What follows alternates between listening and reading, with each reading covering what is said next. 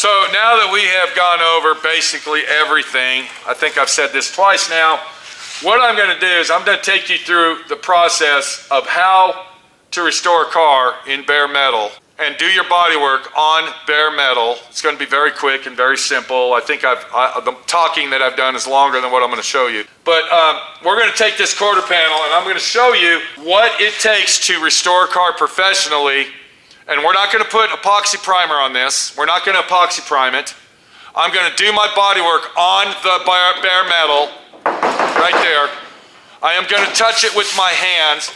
If I am hollering and screaming, I might spit on it. I might go in and eat lunch and come back out here and touch the car after I eat my peanut butter and jelly. So I don't know. But I'm going to take you through this process of what it is like restoring a car in bare metal, because there's a lot of people out there that says it can't be done. We can't do that. It's just impossible to restore a car that's in bare metal. It has got to have epoxy primer on it. We already have our sealer. It's already on there. If we blast it like this, we just put epoxy primer on it. But when we do our body work with epoxy primer, 99.9% of the epoxy primer is going to be gone.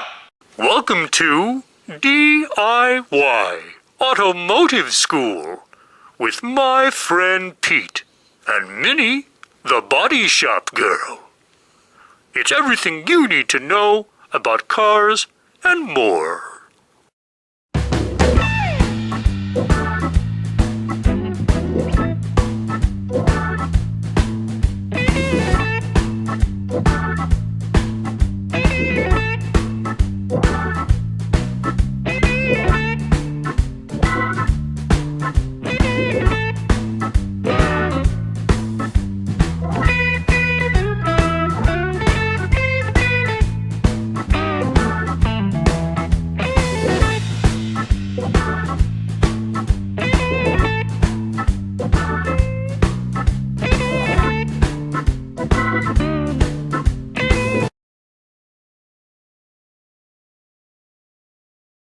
Now what I'm going to do, the first step in restoring your vehicle when it's stripped of bare metal, is that we're going to take our D.I.Y sander. Now this is a long throw D.I.Y sander. This is not a short throw. This is not a finish sander. This is a rough in, cut in D.I.Y sander. That means that the throw on this, if you look at that, it's a lot longer than a finish sander. A finish sander is a short throw sander. When I say finish sander, I'm talking about the palm where you hold it like this. So you want to get a industrial style sander just like this. And what we're going to do is we are going to use, I'm going to take this off. This is 36 grit and we don't want that. What we do want is we want this right here.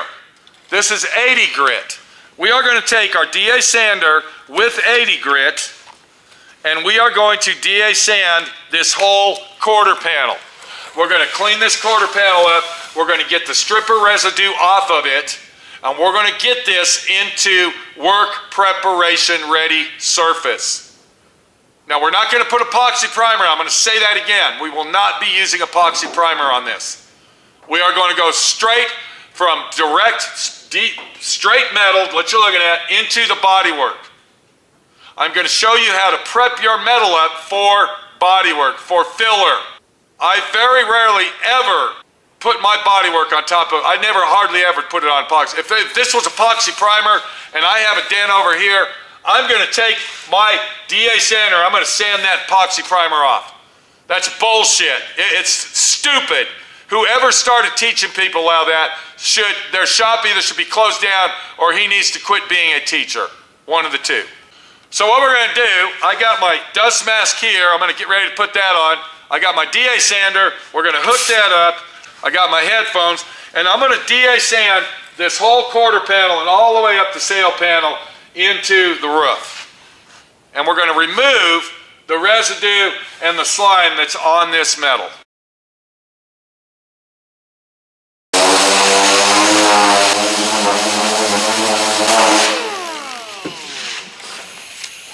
Okay, I forgot to mention one thing. As I am D.I.Y sanding this, what this is going to do, this is going to show me where all my high and low spots are. It's going to show me where all my dents are and where all my imperfections are.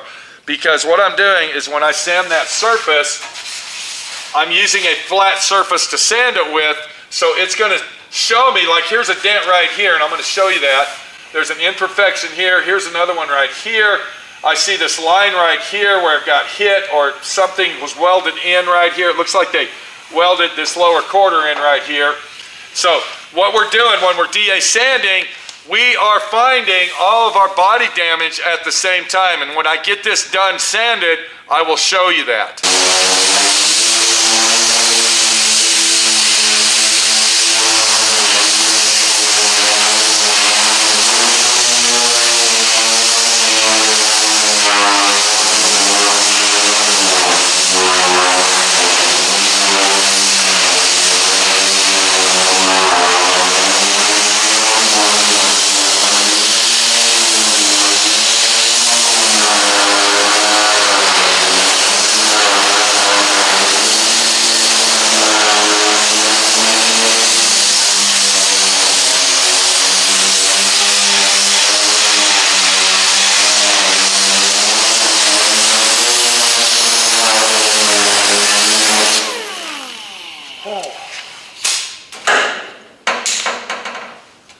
Okay.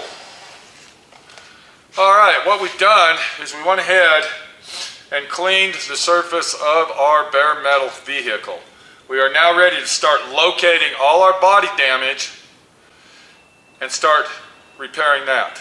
Now, if we go back a few steps, remember I was telling you by DA sanding the surface and cleaning it up that we're going to see and find all our imperfections. If you look right in this area right here, you can see where it's all dark, where it still is dark. So what I did is I basically created a guide coat and a roadmap of where my body work needs to be done.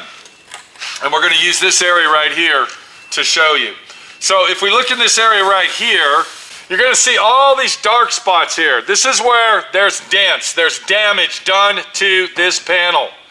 Now, if I'm looking at this correctly, it looks like the car got hit in this area. The reason I say that is because this had major body work done to it when I stripped it down. There was already Bondo on here, and it was already pulled out, hammered, dollied, and repaired. So I'm going to rub my hand across it. Even though I see all these dark spots, I'm going to rub my hand across it, and it feels like it's actually really, really nice. Whoever did the hammer and dolling on this section right here did a really, really good job. Another thing that I want you to pay close attention to, there's a dark line that travels down this quarter panel. What that line is where they replaced the lower quarter panel of this vehicle. Now they did a really good job welding that back in. It looks nice. It has a nice flow to it. I feel that. And you can tell that there is damage here, or should I say areas where we need to fill in. Here's a really dark spot right here, if you look at that right there.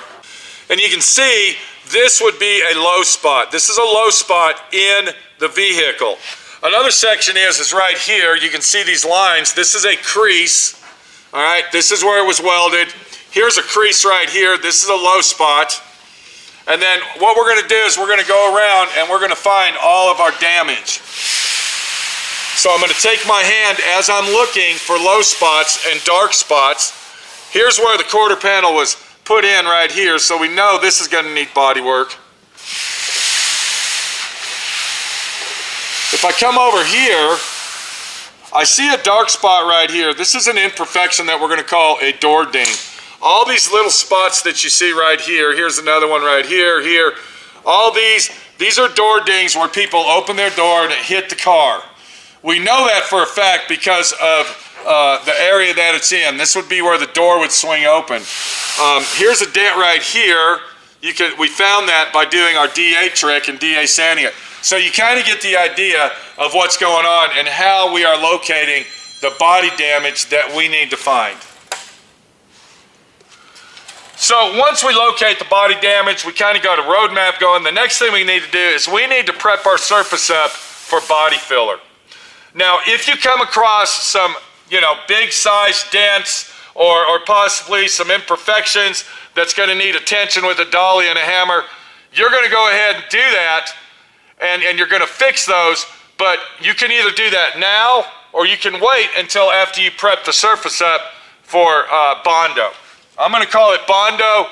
You can call it whatever you want. I don't give a shit. In my eyes, it's Bondo.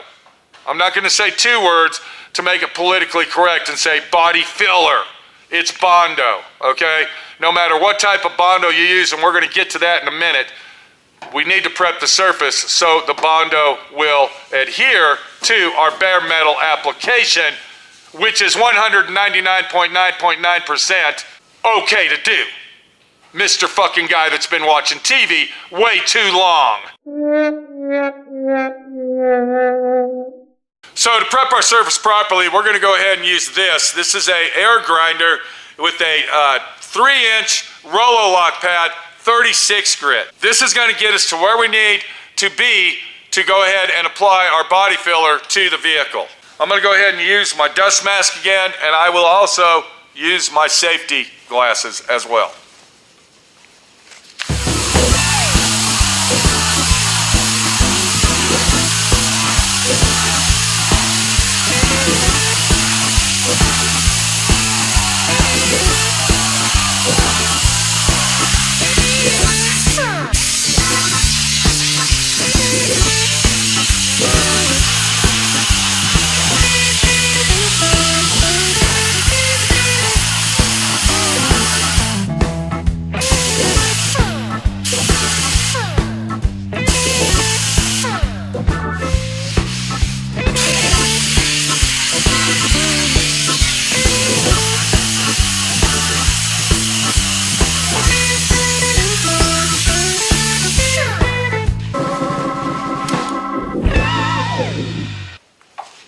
Now that we have located and found all of our damage, and we have marked it out by prepping our metal surface for Bondo, you can see that right there. Before we apply any Bondo or do anything of the sort, there's one thing that we need to do to ensure that our surface is prepped 100%. And the way that we're going to go ahead and prep our surface, we're going to take wax and grease remover and we're going to clean our surface off. Now the reason we're going to do that is because we just got done using air tools. And what do air tools have in them? Can anybody answer that? Air tools have oil in them. Air tools have moisture in them. When you're using an air tool, wherever the air is coming out is spitting micro organisms of oil and moisture and everything else. So we want to go ahead and remove that. So what we'll do is we'll take a wipe ball or a rag, and we're going to go ahead and wipe our surface off and make sure that there's no contaminants on our metal. Now another product you can use to do this with is alcohol. You can use rubbing alcohol to do this. That'll take the place of the wax and grease remover if you don't have any wax and grease remover handy. You can use rubbing alcohol. Now that we went ahead and we wiped our car down, or our panel, whatever we're working on, we have now cleaned the surface. We've removed any type of trash, oil, or moisture that the air tools have put on it. And what we're going to do now is we are going to run our hand across the surface of the panel that we are working on restoring our vehicle to make sure that we found every imperfection possible. Now, I will let you know this, that by the time you do your body work and by the time you go over the whole thing and do everything that needs to be done, you have basically sanded the whole surface of this panel 10 times over. So don't worry if this isn't sanded the same as this is sanded, or this looks different than over here, because by the time you get done, trust me, it's going to be perfect.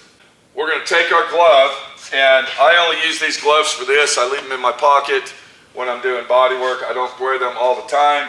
It's unnecessary to do that. Okay, your oils and your moistures and all that in your hand from doing this work and working with Bondo and dust and everything else, you're not going to have any of that in your hands. So don't let anybody fool you and tell you that your hands are going to ruin the surface of the car. They're not. So I'm going to take my hand and my glove and I'm going to rub it across the panel, and I'm going to do it in a very short distance type situation. That means I'm only going to do a little section at a time. I'm sectioning my vehicle out. As I'm looking at it, I'm putting a grid on it. All right, so we're going to start here. And if I see a black spot, a little black dot, I'm going to pay extra close attention to it as I'm rubbing my hand over it. Now here's a spot right here. I don't know if you can see that. There's a spot right there, and you can see that it's black. All right, so when I rub my hand over it, I can feel that that is a low spot right there. So what I do is I'm going to take my Rolo Lock grinder with my 36 grit, and I will mark that.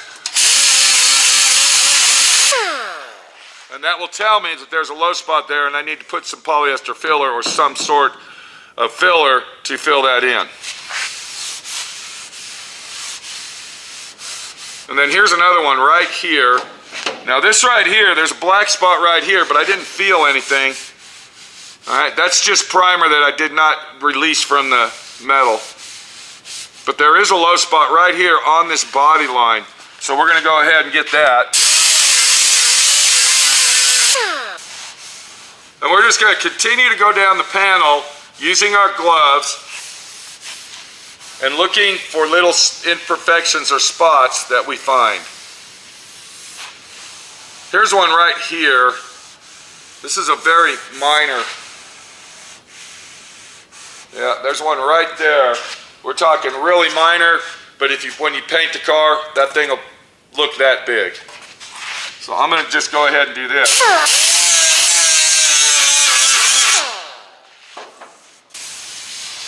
Now this right here, this is where our quarter panel and roof panel meet each other, and there's lead right here. Now when I prep this up for filler, or Bondo we will call it, I did not grind any of the lead. All I did, I left that as 80 grit sanding. I only grinded the edges of that. Does that make sense? That way we're going to fill this in. We're going to fill this in and it's going to look smooth. Anytime that you come across a leaded area, the lead will be higher than the metal. It will be higher. So you don't want to grind that lead out, okay? A lot of people are going to argue and say, you need to remove the lead. You need to heat it up and remove it all. The only time you're going to remove lead on a vehicle, if it's factory lead, is if you're going to replace this panel. That's it, or this panel here. So don't grind the lead with this. All right, because you're just going to make a bigger mess, and just D.I.Y sand it down, and then you're going to grind around it. Like that, right? Just like that. So we have a big mess right here. There's a crease right here, and there's a dip right here. And we've already taken care of that and marked it.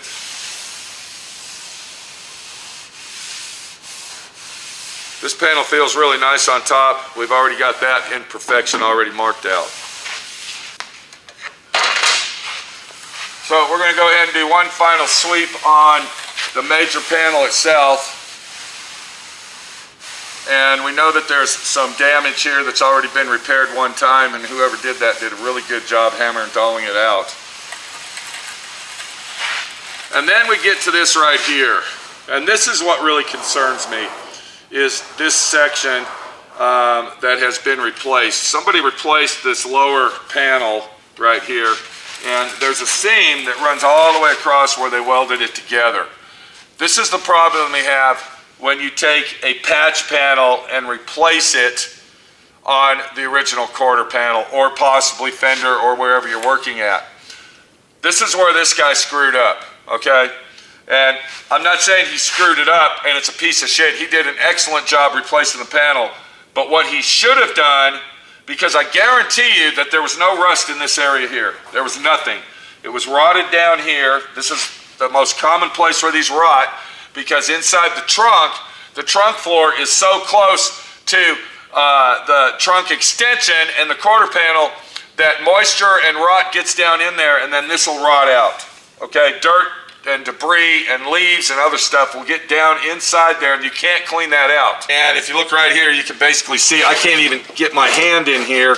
It rolls around like this. It rolls around and then goes down. So you can see that that's one of the most common places on this particular vehicle where the rot and the rust will occur.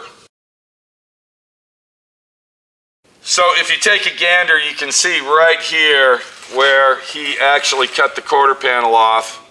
All right, right up here, and then it went up here like this and over here. All right, what he should have done is he shouldn't have took that whole panel. He shouldn't have took that whole panel and placed the whole panel. What he should have done is he should have came below this line right here. He should have came down here and he should have cut it in and welded it right here. And then he should have threw this away. And the reason I say that is because this panel has a continuous contour that goes like this. All right? And when you weld, when you put a welded surface in the middle of this continuous contour, what that does, that basically deforms and ruins that contour. And if you don't know how to do body work properly, if you don't know how to do the body work properly, what happens is you have a section of the quarter panel that sticks out farther than it's supposed to be, and you'll never get that curve back right. So to actually do this area right here is going to take a lot of major body work to make it proper, and I'm going to show you that. If he would have done it down here, we would have just had a little section of body work to do. That was it. But instead, and this is, like I said, he did an awesome job replacing it. It looks great. But most, I'd say 95% of all people that replace panels don't realize that they make these panels extra long only in emergency cases where you literally have to like replace maybe part of this section here, or it might have a couple rust holes here, so you can bring it like down here, come up here, go like this down here, and then like that. You see what I'm saying? You make your own puzzle piece to fit it in there. That's kind of like the situation of way up here, okay? They make patch panel quarter panels. They make two types of quarter panels. They make a full quarter panel, which goes way up on top, and it's the complete quarter, and then they make a patch quarter panel, which is at this body line right here. And a lot of people will buy this panel here thinking, oh, I can weld that right here, up here on this line. I'll just weld it on that body line and then I'll be done. That's not the theory of that panel that you just bought that you think welds up here. That is a patch panel replacement quarter panel.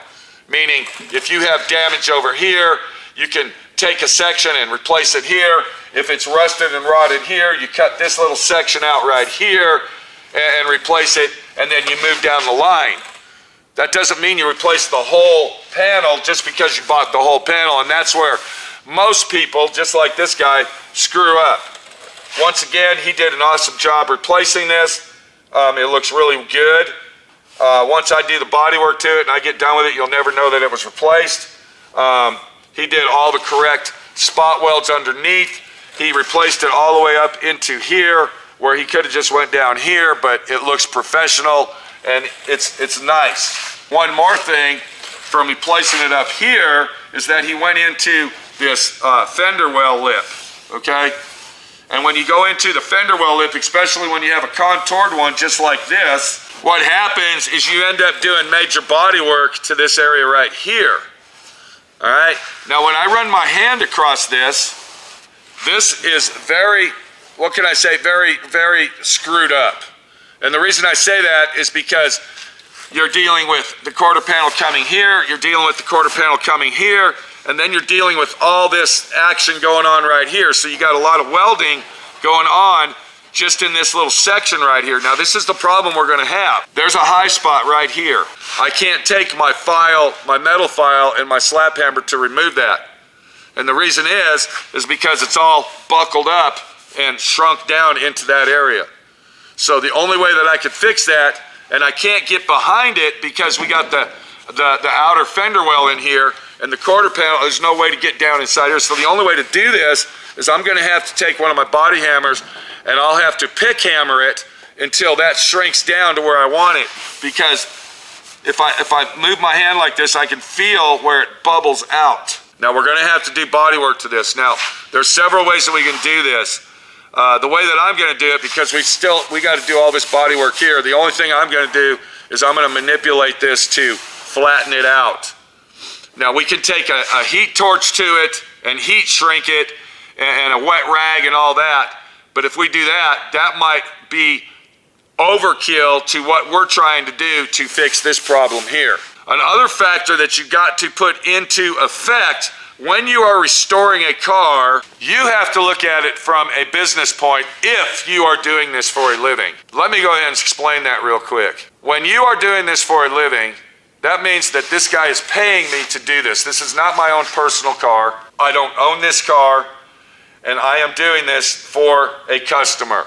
I can only do the work that it takes for the customer of the money that he's paying me. Does that make any sense? If I'm charging him $500 to paint this car, I can't give him $10,000 worth of work. That doesn't mean I'm going to do sloppy work and I'm going to do shithole work. That means that I am going to rely on other resources to fix the vehicle in a different manner than if I would charge him $150, $200 an hour like some of these shops do. I'm going to use two shops, two people as an example versus me. So you got me that is restoring this vehicle for the owner, and I'm going to do a top-notch job, and it's going to be awesome. It'll be a show car winter restoration. And then you got Troy Trepania, or possibly Chip Foose, which are very famous, worldwide famous car builder shops. Troy Trepania, if you call him on the phone and ask him what his rates were, I did that 7 or 8 years ago and it was $350 an hour. That was 8 years ago. I called Chip Foose's shop in California. I believe it was in California, I don't remember. And their hourly rate was their hourly rate was $300 an hour. I called Boyd Coddington's shop and their hourly rate was $285. Now this was 8 to 10 years ago, people. 8 or 10 years ago, I was charging $50 an hour. $45, $60 an hour to do rust repair, to do metal work. These guys are charging, I bet you if you called them now, they're up to at least $500, $600 an hour. What I'm saying is to heat this up, shrink it down, to get the metal proper, I would have to charge an hourly rate on that. And it would take several hours to get this hump out of that vehicle the proper way. Does that make any sense? So what we're gonna do to compensate, I'm still gonna fix it the proper way, but I'm not gonna do it in a manner where I need to charge the guy $500 or $600 just to take a high spot out. What I'm gonna do is I'm gonna blend this little job into the bodywork job where he won't be getting charged any extra. Does that like comprehend to what's going on here? The work that I am applying to this car is coming out to a balance where the owner can afford to get his car restored and me make money as well. And that is the truth behind restoring a car, and people look at it and saying, you should be doing it this way. Oh, that's not right. You should do this and you should do that. That's one of the factors that you have to put into restoring a vehicle when you have a place of business and you're making a living doing it.